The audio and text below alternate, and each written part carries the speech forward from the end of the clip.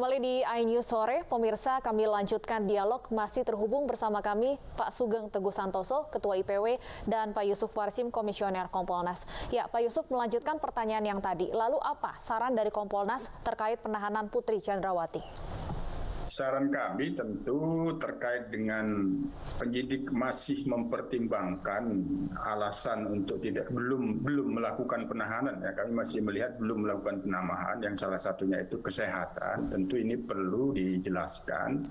Kesehatan yang dimaksud oleh kuasa hukum di dalam memohonkan penangguhan penahanan itu apa? Apakah itu terkait dengan yang sebelumnya dimaksud LPSK, ada gangguan ada gejala kesehatan jiwa seperti apa sehingga mempertimbangkan untuk tidak ditahan. Yang kedua, tentu kami juga menyarankan agar penyidik melihat bagaimana masukan dan kritik publik dalam soal ini, di mana publik sangat berharap agar penyidik menggunakan kewenangannya untuk menahan, terutama dengan mempertimbangkan alasan objektif, di mana PC sendiri tersangka dugaan tindak pidana yang ancamannya itu di atas 5 tahun. Namun sementara ini kami masih menghargai, menilai bahwa penyidik belum menahan. Kami masih menggarisbawahi pertimbangan yang dimaksud, hanya perlu dijelaskan terkait dengan kesehatannya itu, kesehatan seperti apa yang itu membahayakan untuk dilakukan penahanan. Kira-kira begitu.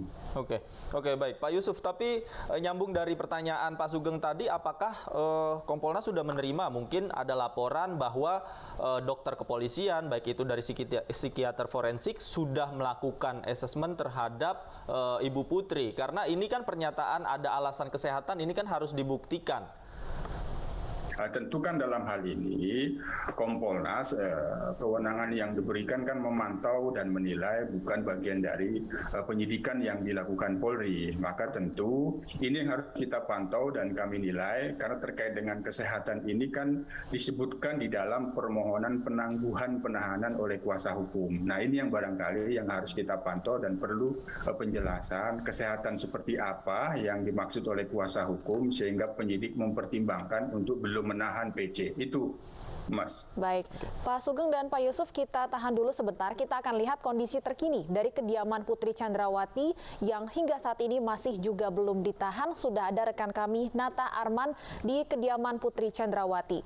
Nata, dari pantauan Anda, apakah ada pengawasan tambahan di sana pasca Putri Chandrawati masih juga belum ditahan?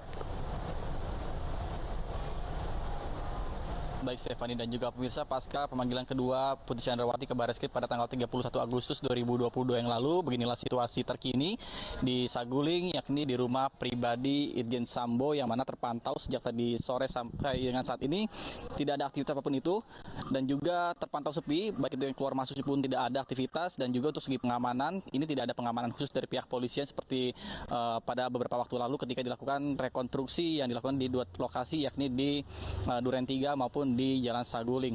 Dan dapat kami sampaikan juga terkait dengan hasil pemanggilan kedua ke Bareskrim tanggal 31 Agustus yang lalu, bahwa Ibu Putri Chandrawati tidak dilakukan penahanan karena sesuai dengan alasan kemanusiaan, yang mana pihak dari kuasa hukum mengatakan Pasal 31 ayat 1 KUHP atas dasar kemanusiaan, karena Ibu Putri Chandrawati ini masih memiliki seorang anak batita dan hanya dikenakan wajib lapor saja selama seminggu 2 kali kepada pihak polisian. Sedangkan untuk kasus ini Ibu Putri Chandrawati dikenakan pasal 340 subsider 338 Junto 55 dan 56 KUHP yang disangkakan pada Ibu Putri Chandrawati seperti keempat tersangka lainnya dengan ancaman hukuman yakni penjara seumur hidup atau hukuman mati. Dan demikian informasi yang bisa kami sampaikan. Saya kembalikan ke studio, Stefani.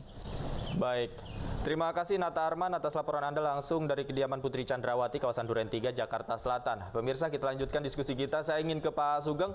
Pak Sugeng, melihat tadi keadaan atau situasi terkini di rumah Putri Chandrawati tidak dijaga begitu ketat, kemudian tidak ada juga petugas yang terlihat di sana. Sementara kemarin dijamin bahwa Putri Chandrawati akan dijaga ketat oleh polisi. Nah, bagaimana menurut Anda melihat ini?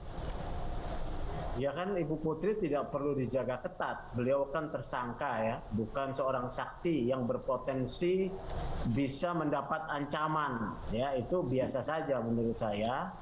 Yang kedua, IPW mendesak konsistensi Pak Kapolri terkait dengan pernyataannya. Hukum tajam tidak boleh tajam ke bawah, tumpul ke atas. Masyarakat gampang menilai bahwa tidak ditahannya Putri Chandrawati karena beliau istri pejabat utama Polri, bukan seorang warga biasa. Ya itu saja, mudah sekali membaca ya.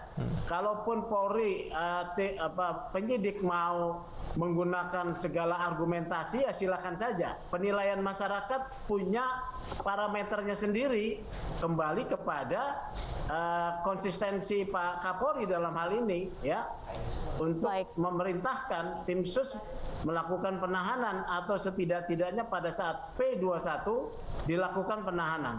Baik. Itu sikap dari IPW. Baik, iya Pak Yusuf, tidak ditahannya Putri Chandrawati sampai hari ini membuat publik kembali mempertanyakan komitmen dari Kapolri dan dari institusi Polri itu sendiri. Bagaimana Kompolnas melihat hal ini? Sebagaimana yang saya sampaikan di awal tadi, dalam pantauan dan penilaian kami, penyidik belum menahan.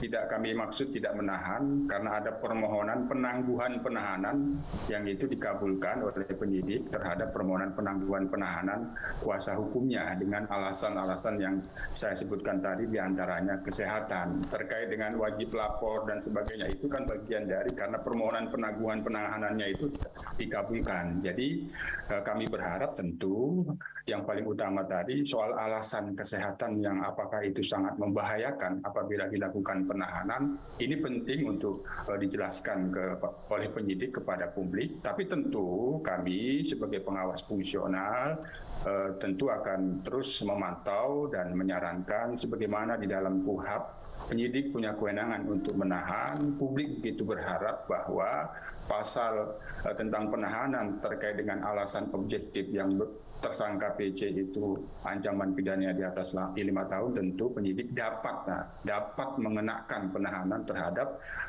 terduga tindak pidana yang disangkakan di atas 5 tahun. Itu tentu harapan publik, kami paham dan itu terus kami akan pantau dan kami akan sarankan kepada penyidik. Baik, kita akan pantau terus nanti, semoga ada penjelasan yang bisa memuaskan publik agar isu ini tidak liar dan menimbulkan mispersepsi di publik. Terima kasih Pak Yusuf Warsim, Pak Sugeng Teguh Santoso, juga terima kasih sudah bergabung bersama kami di Anju Sore. Selamat sore. Terima kasih Mas. Sambo jadi tersangka di 2 perkara, pembunuhan Brigadir Joshua dan merintangi penyidikan atau obstruction of justice. Anju Sore segera kembali, tetaplah bersama kami.